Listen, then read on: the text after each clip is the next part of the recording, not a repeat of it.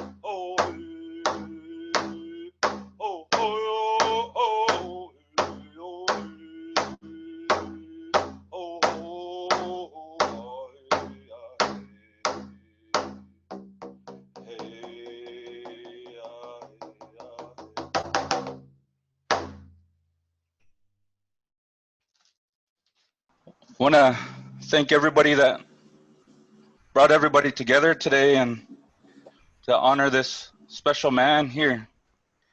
I've had the opportunity to work with Senator McCoy on some things. When I first got onto council, I'm gonna actually back up a little bit. Before I got onto council, I was a teacher. I'm a Lummi language teacher. But one of the things that Senator McCoy has done was to bring in the since time immemorial curriculum. And he was instrumental and a big key for that. But the one time I went to go visit Senator McCoy, and we were sitting at having coffee together. And me and Bernie went down to Marysville to visit Senator McCoy, and we talked to him about some things that we were interested in. And one of those things was some legislation for education. And not even a month later, not even a couple weeks later, it was being voted on and it passed. Just some of the amazing work that Senator McCoy does for Indian country and Washington tribes. And I really want to thank Senator McCoy for all your dedication and your hard work. You know, really appreciate all you do, and appreciate your service to this country, your service to this state of Washington, and all you do for Indian country. Senator McCoy, Ha'ichka Siam. Thank you. Haishka. Haishka, Chairman Lawrence Solomon of the Lummi Nation, for honoring us with that gift of song in opening today's Vine Deloria Symposium of Resilience in honor of our veterans, the Stomach. The Stomach Water Festival is in recognition of our veterans, and we thank you for recognizing the leadership of Senator John McCoy and his resilience as a veteran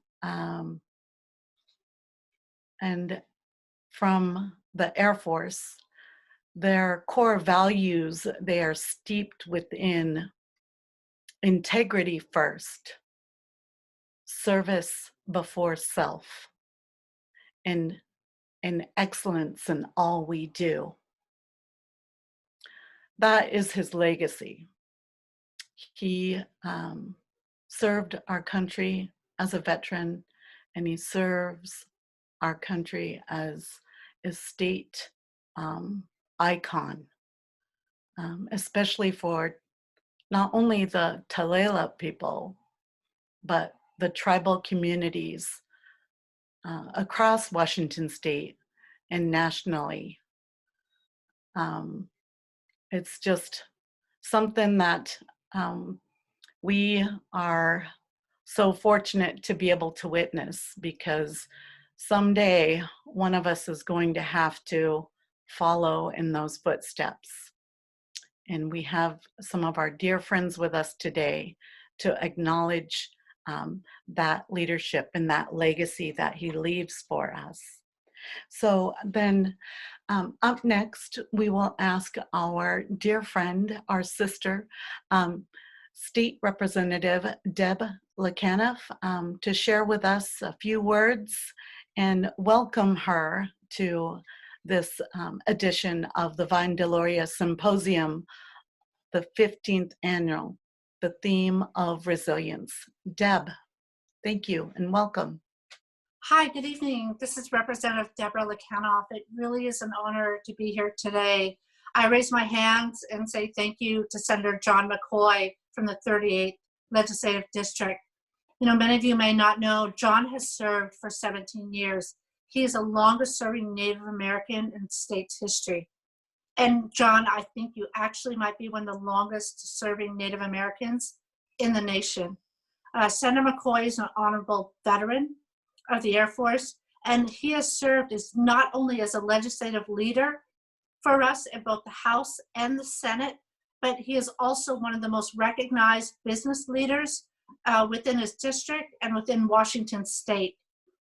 John's legislative achievements range from investing in rural economic development, public education, as Chairman Solomon had spoken earlier about, to actually investing as one of the rising leaders on protecting farm workers and also labor workers, making sure that we have a healthy and safe place to work.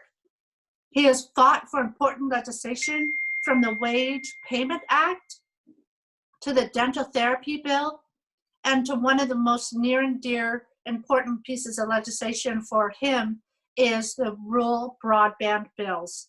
Yes.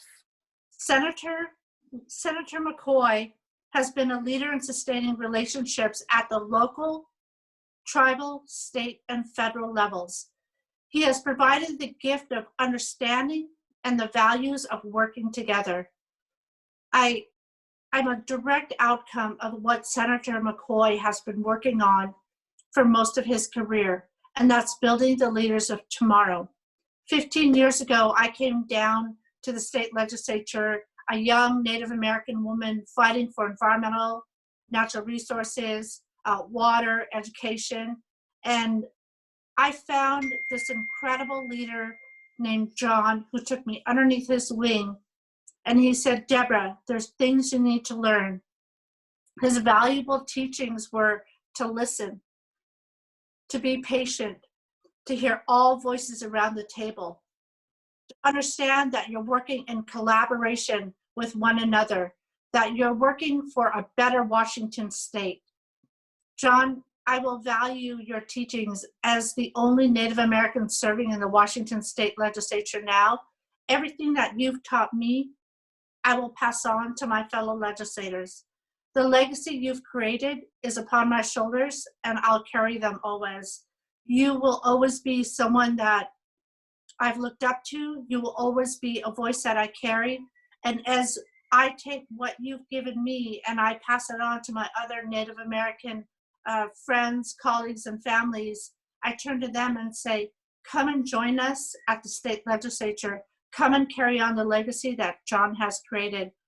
And my Thlinkit culture, being from Southeast Alaska, I say Gunush Tish to you, John, and you will always forever be in our hearts, fighting for what's best for everybody who calls this beautiful place home. So thank you for inviting me to this event today.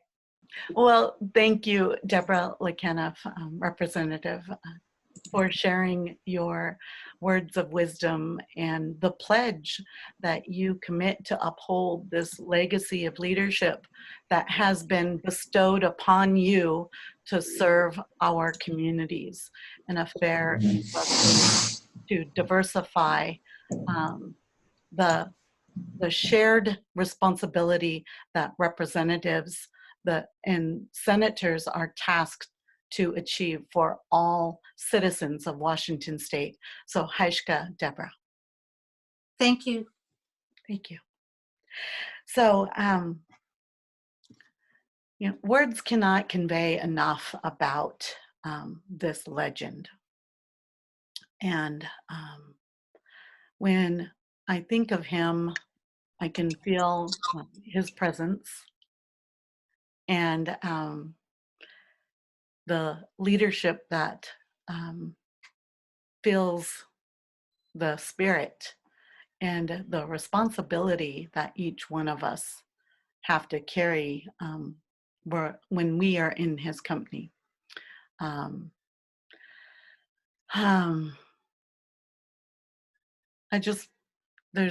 Words can't express how it is to be in your presence, Senator McCoy.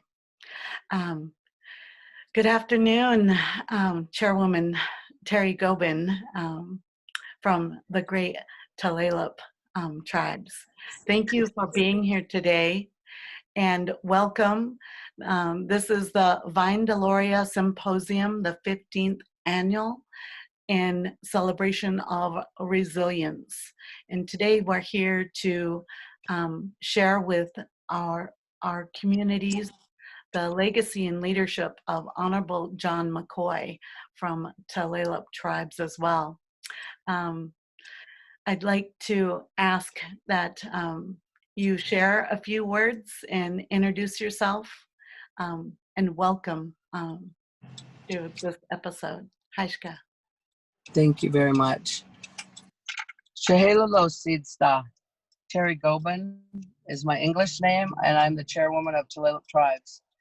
And I just want to say what an honor it has been to know John for many years. My father was the one who went back to DC and pulled John to come back to work for his tribe because he knew of all of the wonderful things he did back in DC and his career, you know, in the military. I'm sorry I didn't get on this call earlier. We just had our elections by, because of the COVID, we went absentee ballots, and I'm happy to say I'm here for another 3 years. So, but I want to say I work directly under John at Quilceda Village too, but he has helped Indian country immensely through all different types of things that he's brought forward through the legislation. And it's been an honor to know him and his family. And my parents have always held him up in high respect, and I do that too. And so does my family. We love him. He was a mentor that came to the tribe. And when he brought technology to our tribe, he was the one who helped with the technology leap that helped bring our tribe to that next level. And that's one of the things that my dad had said to him when he had talked about, there's nothing for me to go back to back in Tulalip. And my dad had told him, well, I need you to come back and make it that home, a place for you to be able to share and to share your knowledge and your wisdom. And you've done that for many, many years. And I just respect you and love you, and I love your family. And it's sad to see you go off of from the Senate, but your health and your family is and always should be your priority. And we respect you for everything that you've done for us, and we love you. And I just want to tell you, Mom sends her love, and so does the rest of my family. So, and Jeannie, you know, we love seeing her. Mom, you know, you guys could stop by and visit. I'm sorry, I'm in the car because we just got done with election stuff. So, but that's why I didn't get on right away. It's been lots of calls. So I just want to tell you how much we love you, we respect you, and we'll love to see you in the community and our cultural events when we can all get together again. So I just want to raise my hands to you and say, Tigweetseed, thank you for everything that you've done, not only for the tribe, but for Indian country throughout the whole United States. Thank you, John. Tigweetseed. Haishka. Haishka, Honorable Terry Gobin, Chairwoman, Tulalip Tribes. And congratulations once again for your election today and to be re-elected to serve the Tulalip Tribes and your service for all of Indian tribes across Washington and throughout the nation. So Haishka to the Tulalip Tribes. Haishka. And thank you once again for sharing your good words and your story with Senator McCoy. So next we'd like to invite Dr.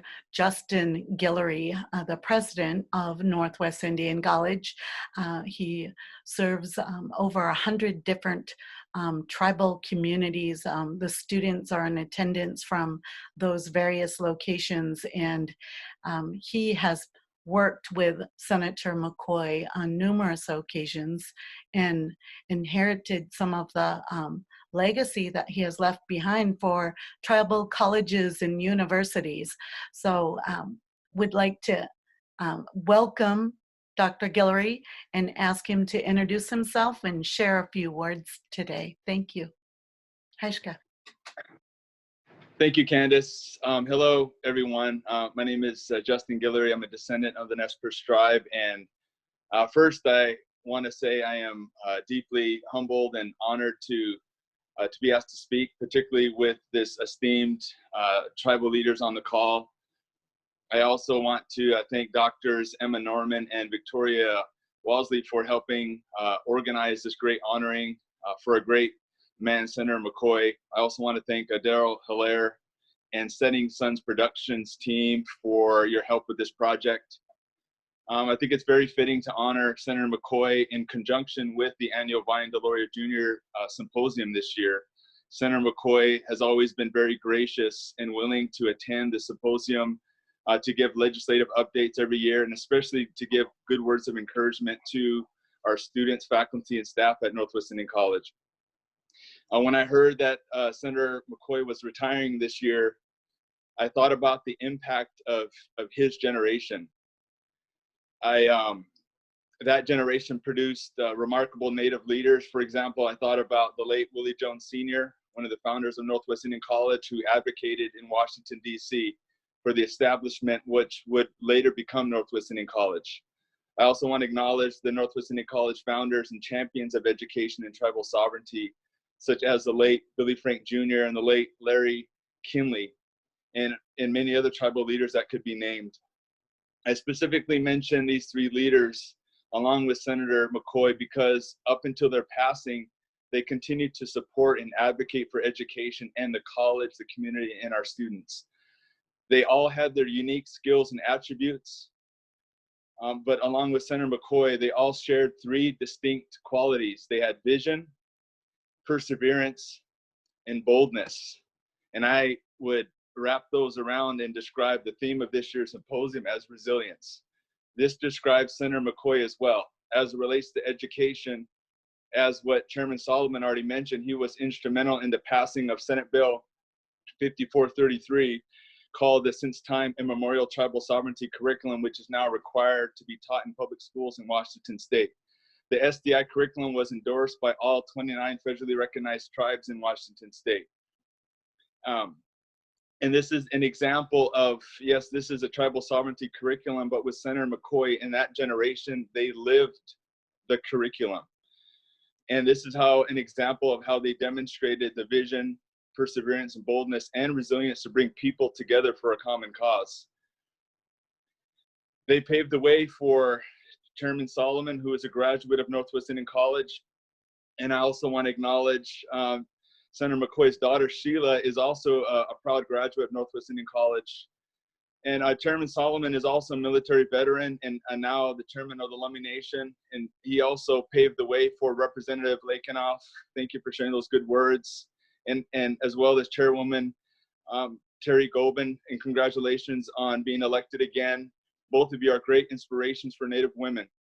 And Senator McCoy and that generation paved the way for our students at each of our extended campus sites at Tulalip, Port Gamble, S'Klallam, Muckleshoot, Nisqually, the Nez Perce tribe, and the many other tribal nations that we serve.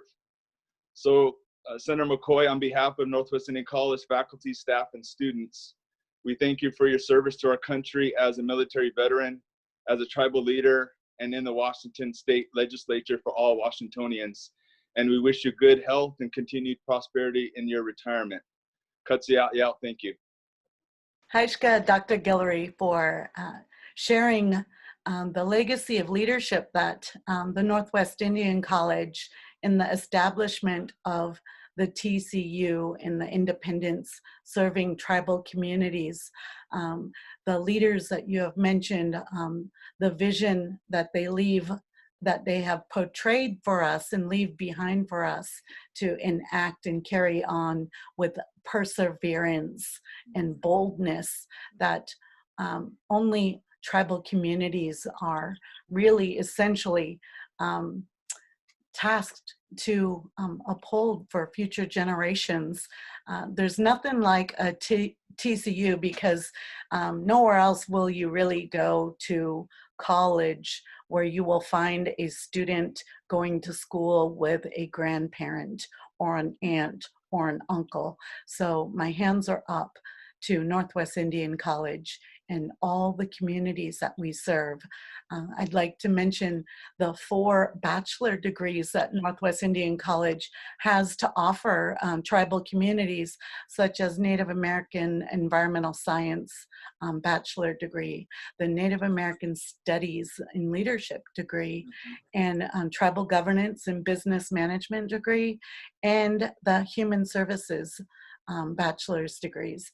I know this year is a transition to virtual symposium for resilience, and as is will our graduation be this year, I understand.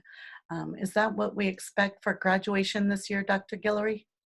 Yes, there's certainly been a lot of change, but one thing that we're going to move forward with is we're not going to change the date of our graduation. It's still Friday, June 19th, and it's going to be a virtual commencement. And so the commencement committee is still ironing out the details, but it will be a combination of pre-recorded and live. And so stay tuned for that. But the day is not going to change, and it's just going to be unique. And we want to make this as momentous and celebratory for this year's graduates as we do each year. So I hope all of you can attend and we can celebrate this year's graduates. So thank you, Candace.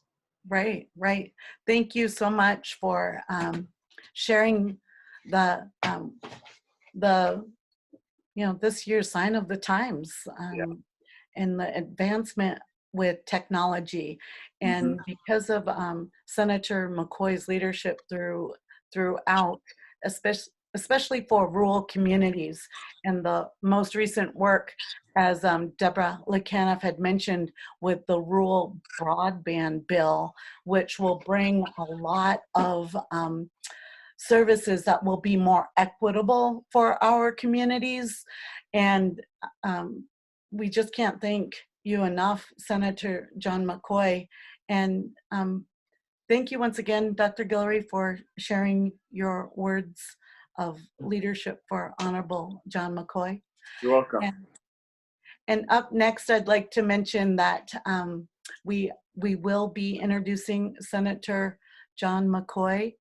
But before we do that, I would like to mention a couple things that we have shared this evening, not only with his service in the military, in the Air Force, his career service for integrity first, service before self, and excellence in all we do.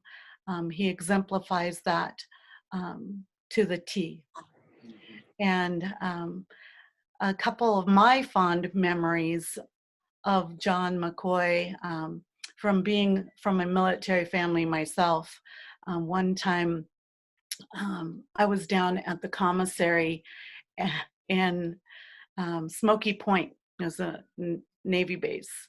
And I was shopping, going along, grocery shopping, and over the intercom, this gentleman introduces to the shopping audience. And not too often do we hear anybody speak over those intercoms. It's usually maybe music if we're lucky. But he announced, in the House, we have Senator John McCoy. And I was like, what? Oh my God, where is he? So I went scurrying around the commissary, and if you've ever been in a commissary, each row has directions. So you don't go up a down aisle and you don't go down an up aisle. So I went scurrying around the commissary to find him, and lo and behold, there he was. And it was such an honor, and I'll never forget that feeling of seeing him there. And I don't know if he knows that type of impression that he sets on people. And I was trying to speak to earlier, but really the presence of a leader, you feel it and you know it. And the tremendous work, it must not have been easy trying to educate the general public, especially elected officials, because I understand sometimes elected officials or politicians speak a little different language than the general public, but the mission is to carry out the service for the people. And so STSI, with his work with Denny Hurtado in launching that and being a part of the listening sessions throughout tribal communities has been phenomenal, because it was very important to speak to every single tribe in the state of Washington to do this good work. It was thoughtful and methodical to get this curriculum done right, because Washington State was leading the way in implementing the STSI, as is with other remarkable stances that state of Washington, and with his leadership, in addition to the STSI being one of the first states to adopt this, I am familiar somewhat with the adoption of the Washington State Bar requirement to have Indian law as a study to pass the bar. So when we first adopted that policy, it was one of very few states.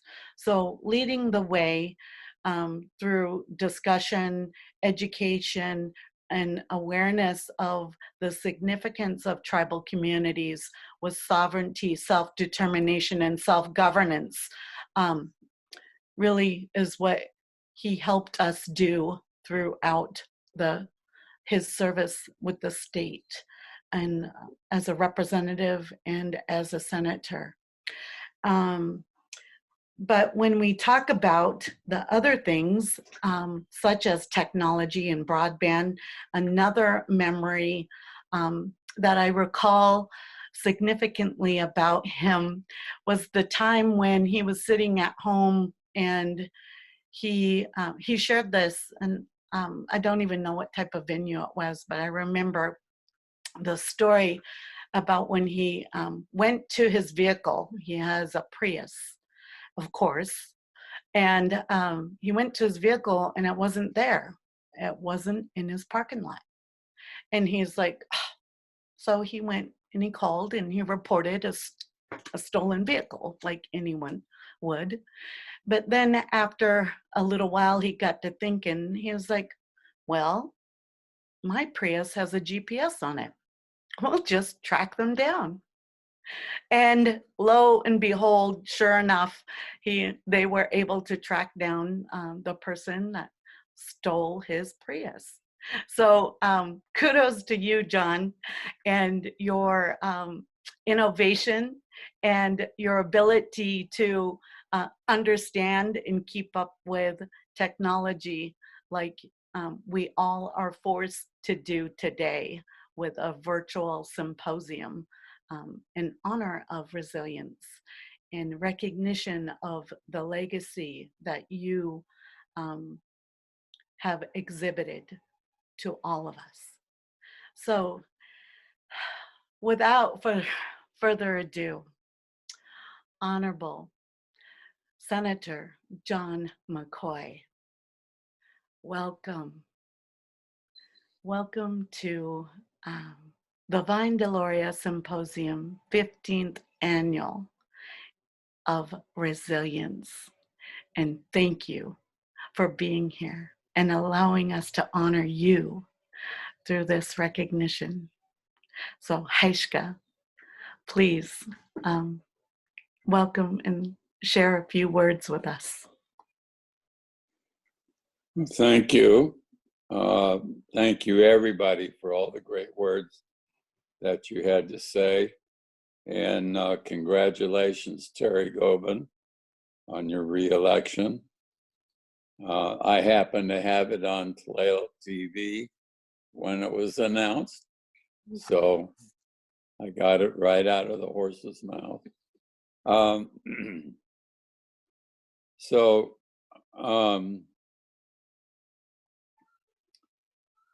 Yeah, all the stories everyone brought out were true. But I was thinking I should go back a little further in my history to kind of give everybody a general background of who I am and what I've gone through. First of all, I was a Navy brat. And so I was raised I was born on Tulalip. And then after my mom married my dad, we started the living and moving up and down the West Coast. Just kind of living all over the place. That was a interesting life. And getting through all that. And then when we finally settled down in El Cajon, and then I graduated from high school, I thought I wanted to be a Tulalip commercial fisherman. And so the day after graduating from high school, I got with my cousin and we drove back to Tulalip. And so I went through that mess of different fishing boat captains and doing that work. And then after a few months, I said, I can't take this anymore. I can't stand being wet and cold all the time. That's what I was, cold and wet. Never mind the long hours. I seemed to be able to tolerate the long hours, but it was the cold and wet I couldn't stand. And so I joined the Air Force. And that was a great career. I started off as a teletype switchboard operator. And then my first tours and everything was in Europe. I started off in Turkey, and then I went to Germany. And there I was teletype switchboard operator. And then I finished my tour in Germany. And in essence, I went to Lummi. I got stationed there at Blaine at the radar station. And so I was there for 18 months. And I got shipped to the Philippines. But before I left, Jeannie and I got married. And that was rough, because Jeannie had never been out of the state of Washington. Her mother didn't want her leaving. And so you can imagine the arguments I went through. So then we got the orders necessary for Jeannie to join me in the Philippines. Then that's when her mother really went ballistic. And but anyway, Jeannie came to the Philippines, and she got a job at the base hospital. And that was a worse place for her to get a job, because all the wounded out of Vietnam went through there. And so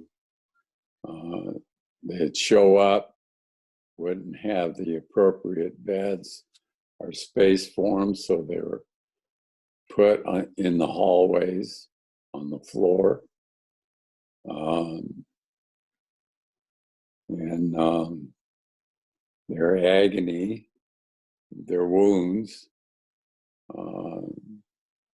you could hear them screaming, moaning, groaning. So that was tough. But then again, when I went to work, the base morgue was across the street from me. And so I'd see all those caskets when I went in to work and when I left work. I worked there just a few months, and the Air Force decided I should go into computers. And they were installing an automated computer system for transmitting and receiving the logistics data. And so I got moved out there, and these huge computers in this huge building. And I enjoyed that work. It was primarily operations, but I did that, and then I got shipped back to the States. But before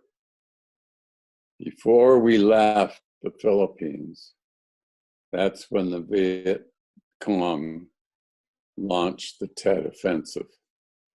And so we were seeing the massive influx of wounded and dead. So we left as that was winding down. And so I went to Scott Air Force Base. They technically did not have the specialty code for my job, so they had to find someplace. And so that wound up to be Tinker Air Force Base, Oklahoma. And so that's where Sheila was born, or Kara. Kara was born in Oklahoma. And so I was working in a communications computer outfit. And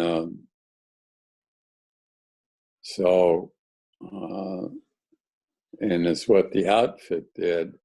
They did programming. And I ran the operational test bed. But while we were working together, and we had to share knowledge. And in the sharing the knowledge, I showed a great interest and an aptitude for programming. So my commander asked me one day if I would be interested in programming. And I said, sure. So he got me a slot at the programming school, and off I went. And that was 4 months of a lot of hard work, but I got it done and did the programming. But while I was there in Oklahoma, there were some interesting projects I worked on. The first one was our very first telecommunications satellite, Telstar. And what we had to do was do testing of sending data across Telstar, sending it up, getting Telstar to turn it around and send it back. And we had to work on the timing of things because the timing between the satellite and the ground stations were not quite right. So we had to figure out how to take care of the timing. So we did that, and was able to show that our satellites can do the job, and we could figure out how to communicate with it. So then the next job, it was just before I got into the programming. I was still an operator, but it was working on this system called ARPANET. And ARPANET is what you would call the internet today. So I was on the launching of the ARPANET and getting that going and working. So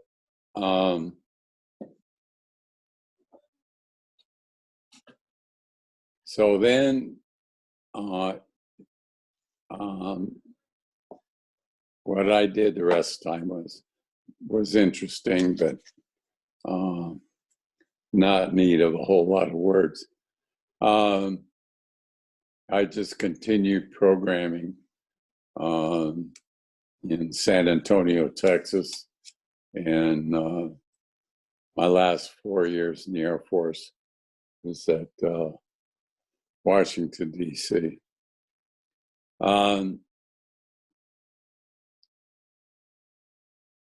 So in essence, I retired in 1981, and I went to work for Spare Univac, and I worked on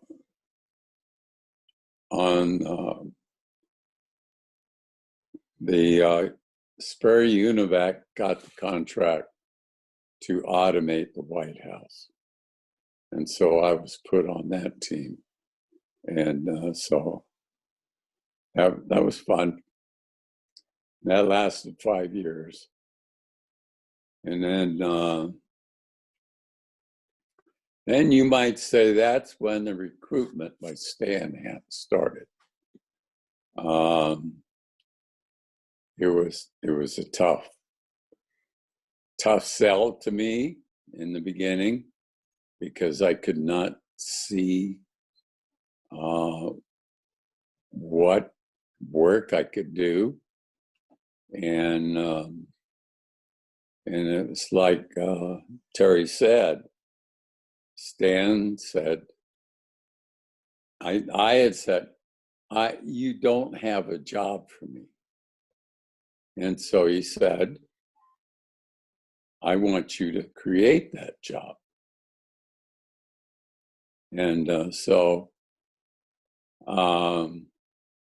there was turmoil going on in the company got merged with Burroughs, and it's now Unisys. And so there was a lot of layoffs going on, and no stability, and all that garbage was going on. And so as a manager, I had came home one day and I said, well, should we go home? And naturally she said yes.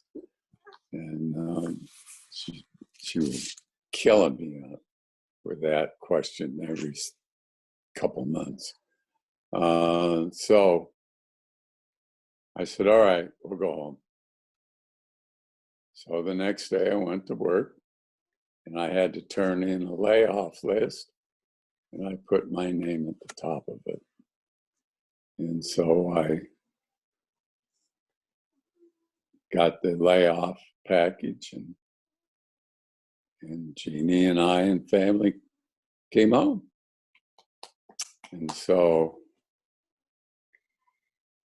most of you know the rest of the history, the development of Quail Cedar Village, and those issues. And that's a pretty long list. And then my legislative career was just as good. And I owe all my success of my legislative career to Indian country, because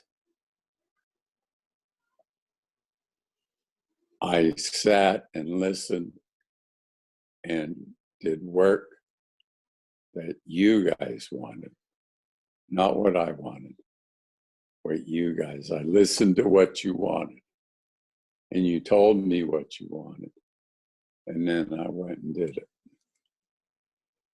So you're the big part of my success.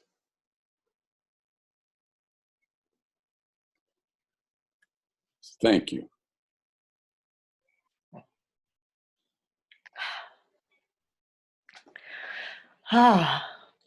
Well, Honorable Senator, thank you. Thank you for sharing your story. All your life, you have learned to adapt and be resilient. From being a military brat to being a military serviceman, and now as your service through state legislature as a representative and a senator,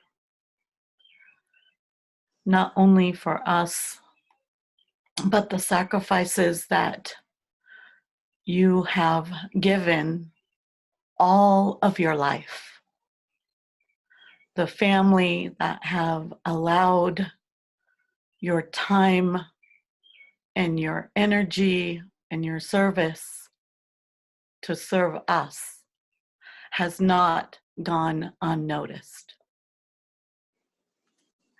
And your wife and your children, your grandchildren, now they really get to celebrate you and your presence more with them. We cannot thank your family enough.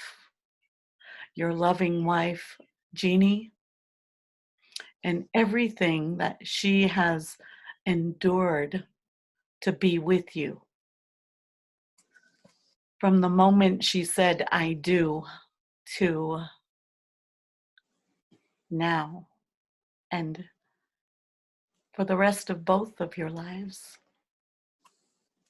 It has been an honor to witness your life of service, the political service, the community service, the tribal leadership service.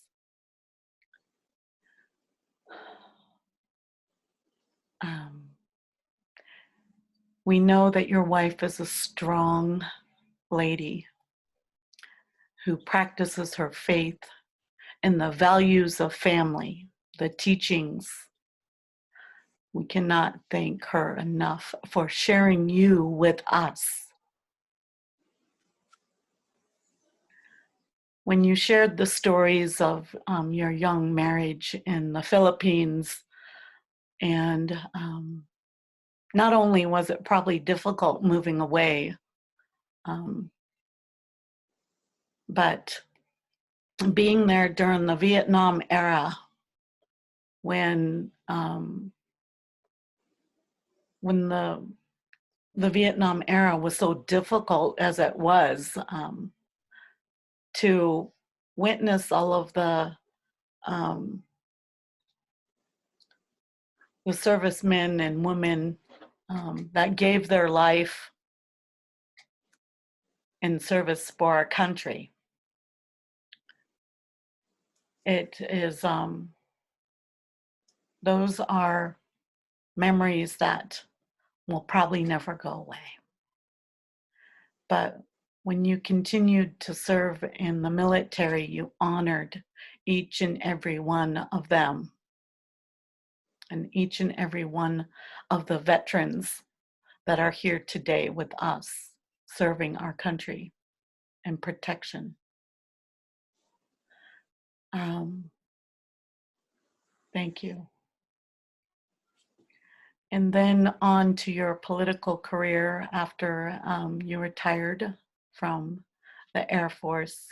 You continued to live that legacy of the Air Force values, those core values. I can't say it enough, the integrity first, service before self, excellence in all we do. Those are core values that we as tribal members, we live that life. That's who we are, from the origin stories to life into perpetuity. But you exemplify it.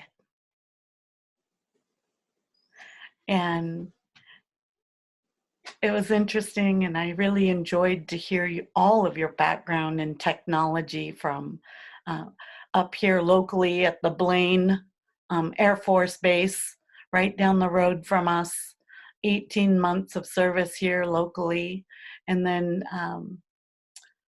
to being a programmer, to working in operations, and then before the, what was it, Al Gore called it, the super information highway, right? Yeah. So what was that, pre-net or ARPANET.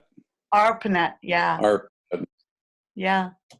So, you know, little of those things that we weren't aware of or understood, but those are the things that the capacity and the bandwidth that the military has to offer our country. And it's because of people like you. Resilience and tenacity. So is there anything else that you would like us to keep in mind and up and coming for the future of this next election or the next legislature for the 2020? Well, first of all, I thought Daryl was going to speak. He is. We got some history. But for the upcoming legislative session,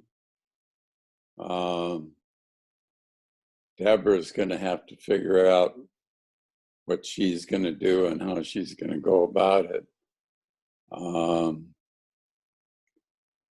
So we've had some minor conversations already about it, but I'm confident she'll get done. Yes, me And, too.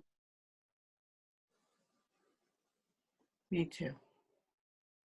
yeah. So some of our civil service duty is to make sure that we are registered voters and that Yep. we are voting citizens and that we make a difference and our vote counts. That's right. You got most of your tribe registered. Now you got to get them out to vote. Yeah. So not just during tribal elections, but public elections, Yes. right? Yes. Right. So that's how you really honor tribal sovereignty, is to get out and vote. Right. Right. Just as it is to submit to the census. Yes. The U.S. Census. The census is not only affect how votes are, but it's all your funding. How your funding is distributed from the federal government. And that's where all that comes from. Right. So those are two very important civil service duties that each one of us have to partake in. Right. Right. So remind people, everyone, to get out and vote and fill out the census. Correct. So I'd like to ask former Chairman Daryl Hilaire to share a few words this evening. Are you there with us, Daryl? Yeah, thank you, Candy. Thank you, John and Chairwoman Gobin. Looks like Deborah had to step off. President Guillory, very good words, very good sharing from the heart. And yes, I probably have to just point out to everybody that when I was new on the council, you want to try to do everything, so you go about trying to do that. So I'd go to Washington D.C. and I would see John. I would go down to Olympia, and there he was. I went down to Toledo to get advice on economic development. John shared his knowledge and his time with me. But the one thing that stood out in my mind is then I had to go to I think it might have been a Bill Clinton campaign rally in Seattle. And who do I run into but John McCoy. And I just really admired that energy, the energy you put into your work and the amount of respect that people showed you because you were there speaking on behalf of your people, but then also building bridges. And I learned that from you. These things that we need to do, things like reaching across the aisle, things about working with communities and the like, and you're really good at it. You will always be good at that. So that's what I feel I've taken away from my time with you, John. And, we can all learn from you. And as we talk to you more, you can share your wisdom with us. So Aishka to all of you, Northwest Indian College and everybody that's taken some time here to spend some time with our friend here. So thank you, Aishka. Thank you, Satsumton, for sharing a few words about your memories and your work with John McCoy. John, did you have any questions of Daryl or anybody here on the panel? Well, one of the things that Daryl honored me with was when your school first opened up in 82. Or no, 2002. Someplace. The new well, no, not when it opened. The first graduating class. Oh, yeah. The first graduating class. Darryl invited me up to be the keynote speaker, and I felt quite honored to be able to be that speaker. So, and that's happened before. A few years ago, the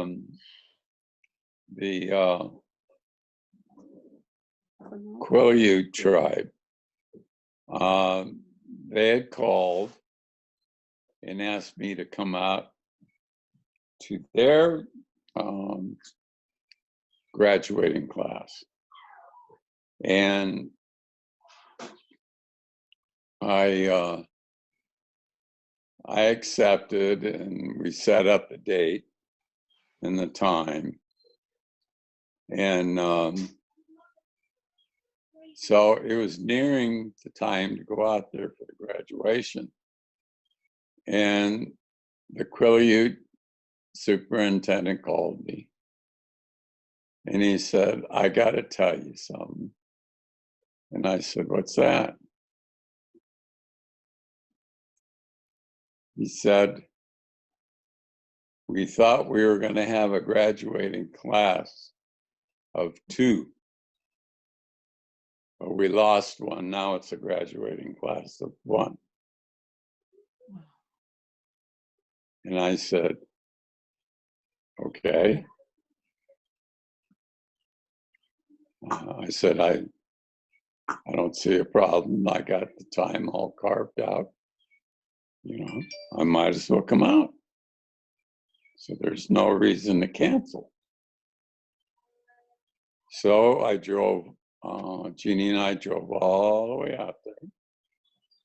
And we went through the ceremony and everything. And they put us up one night in one of those beautiful cabins they got. And so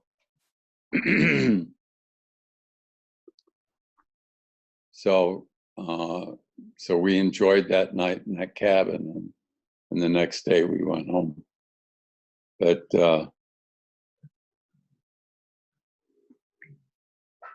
hi, Terry. Hi, I put a different background on and I'm at my neat. house. Yeah. Oh, that's so neat. I was in the car. There's my dad and Bernie. Yeah. Wow. So, but the whole community turned out for that graduating class of 1. Wow. And that's what impressed me, was that the entire community was there. That's awesome.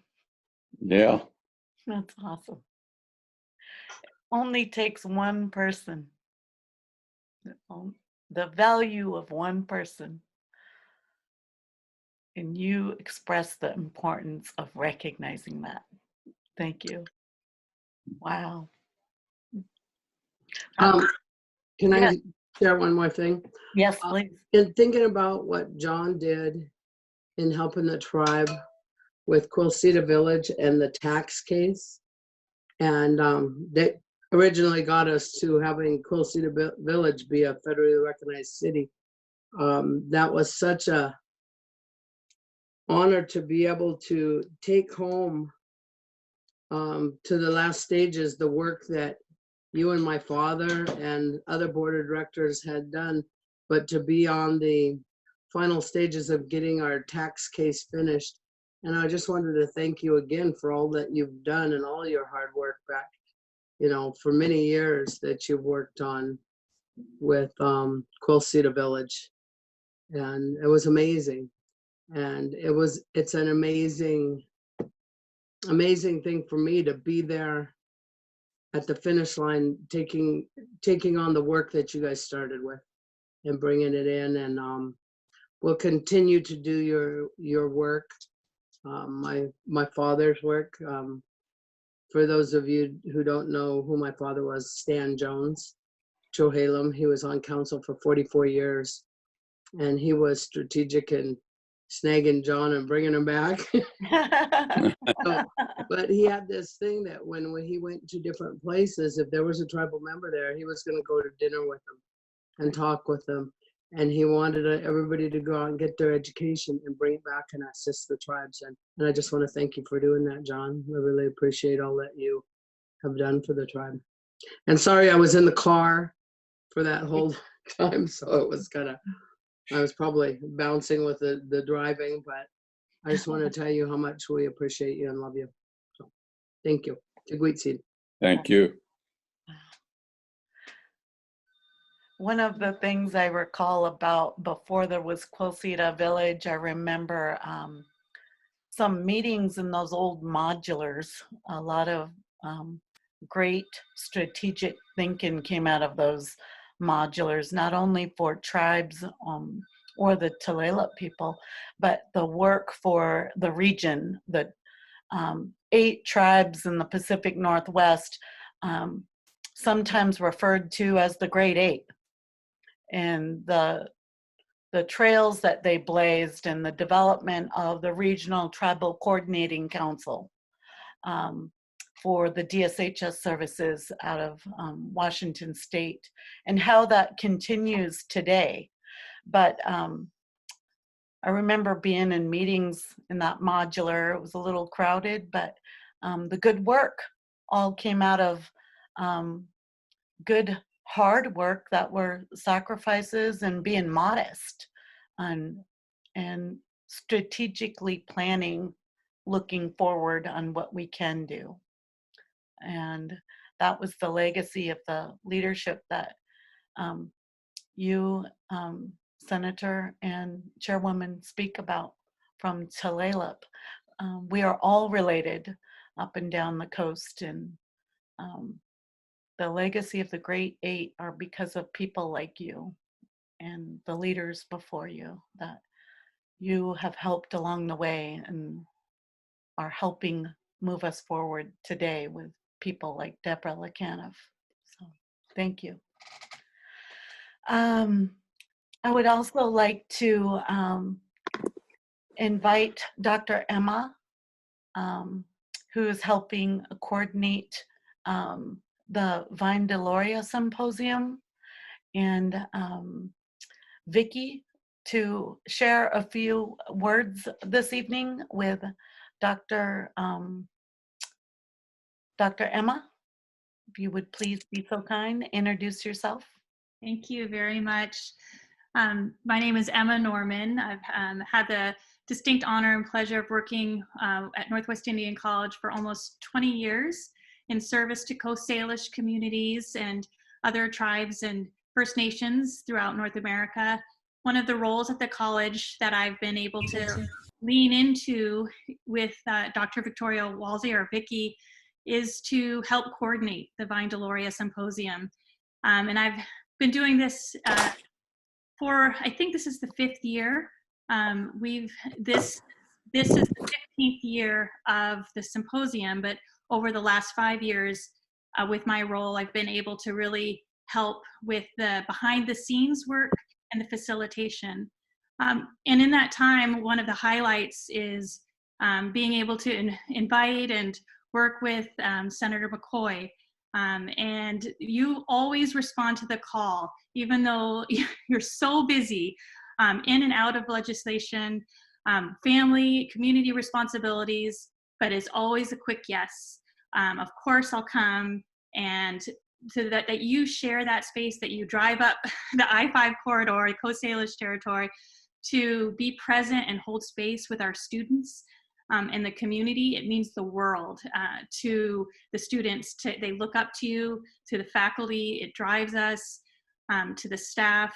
It's always a highlight of the Vine Deloria Symposium to have the legislative update.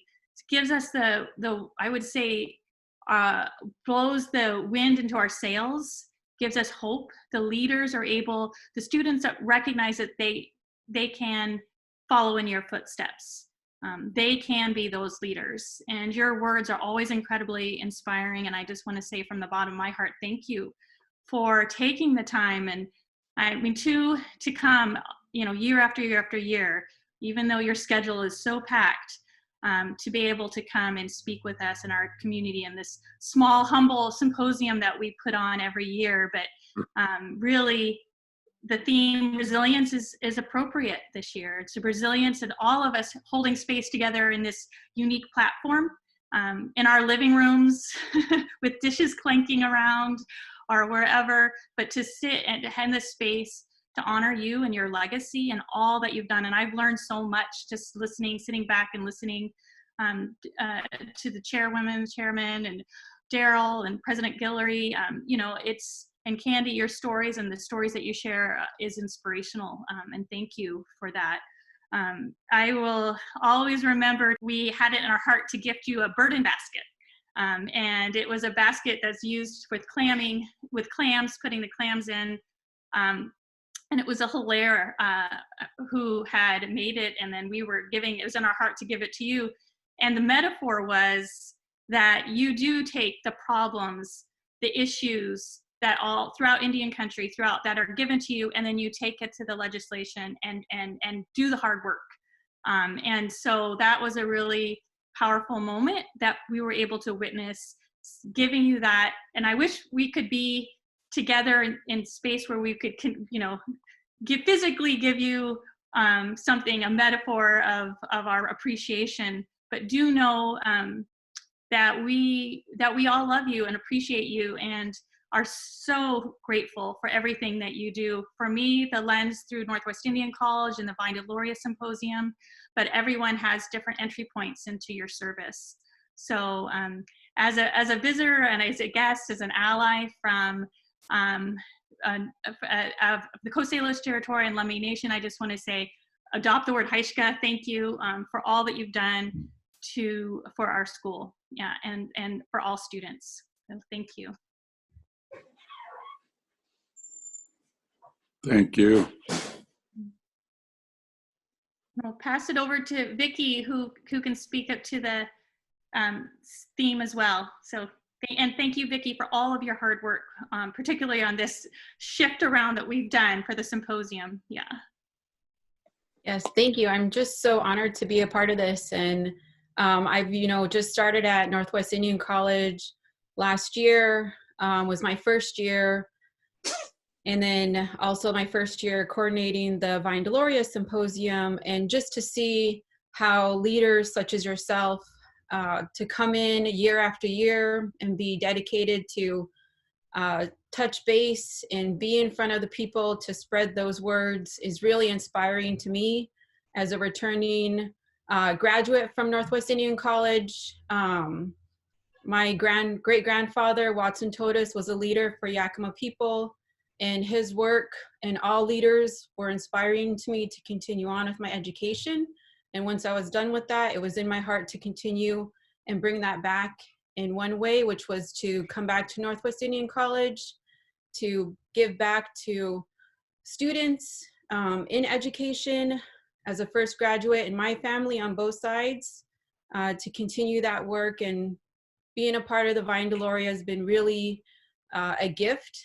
And I just am so awe-inspired by your work and the leadership you give just at the Vine Deloria. So I just want to say thank you, and I'm glad to be a part of this and appreciate all the good work in the past, and happy to be a part of this year and last year. Thanks. Haishka, Vicki, Dr. Vicki and Dr. Emma for sharing the good work in coordination of the 15th Annual Vine Deloria Symposium, Resilience. And the example that you are for our communities. Dr. Emma, 20 years with us. We cannot thank you enough for your help with us and our communities along the way. And Dr. Vicki, the great Yakima people. So thank you for what you are doing and who you are representing as well. And we couldn't have done any of this without the leadership and like Senator John McCoy. So Haishka, thank you. So Is there anybody else that has any questions of the panel this evening, or anything else that you would like to share in honor of Senator McCoy? I just had one other thing that I'm sorry I forgot to mention. I just wanted to thank Representative Deborah Lekanoff for leaning into the work to continuing it, and she's been continuing to come up as well. And we'll continue to invite you, Deborah, to give voice to legislation, and you're an inspiration to our students as well. So I just wanted to thank you, Senator, for the leadership and the mentoring that you've given Deborah, and that I see this this theme of leadership and mentoring throughout. So I just wanted to say thank you for that as well. Great, thank you, Emma. Haishka. So Senator McCoy, I seen Jeannie sitting by you earlier. Is she still with you? Yeah, she's here. Hey! Yay, it's so good to see you. Thank you so much for everything that you have done and everything that you do. You and John are such a wonderful couple, and I know his good work comes from behind the scenes. So thank you. How many years, really quick, how many years have you guys been married? 55. Yay, 55. Haishka, congratulations. Healthy relationships and healthy families. Great example and role models for all of us. Thank you so much. I hope you both are doing well. Stay safe, stay well. Take care of one another. Long asat, long atol. Was there anything you would like to share, Jeannie? No, I've enjoyed this very much. Thank you for doing it. I'm so glad you're a part of it now. Thank you, Aishka. It's been great to hear the stories. So before we ask Chairman Solomon to close us with a song and honor us with his song with his wife, we would like to thank everybody for being a part of the panel for the 15th Annual Vine Deloria Symposium, Resilience. And I guess the lingering thought on my mind is from Nelson Mandela, when he said, if not now, when? If not this, what?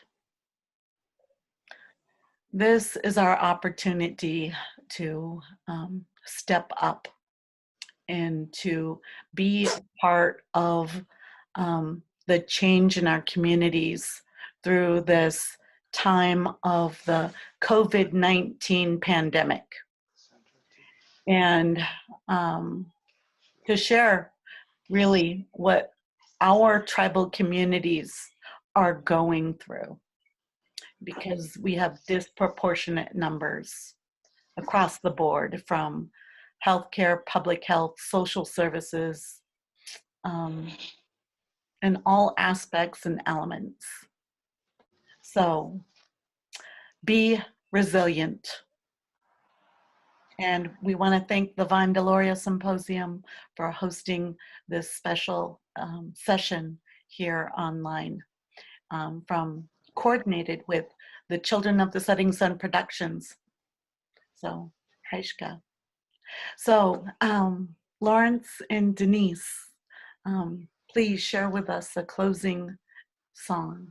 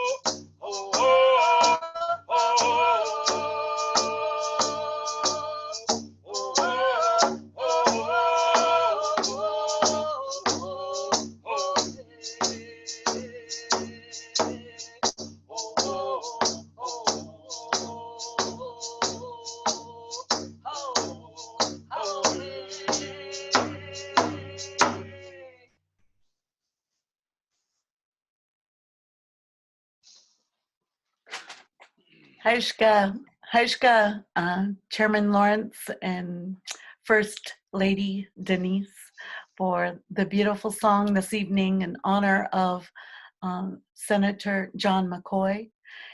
Thank you for being here today to share your words and your gift of song. So, Haishka. And we would like to thank everybody else that has been here today for this episode. Chairman Lawrence, Chairwoman Terry Gobin, and State Representative Deborah LaCaniff, Dr. President Justin Guillory, and of course, Senator John McCoy, and Dr. Emma, and Dr. Vicky, and Satsumton Daryl Hilaire. Haishka, thank you so much for the good work. Haishka.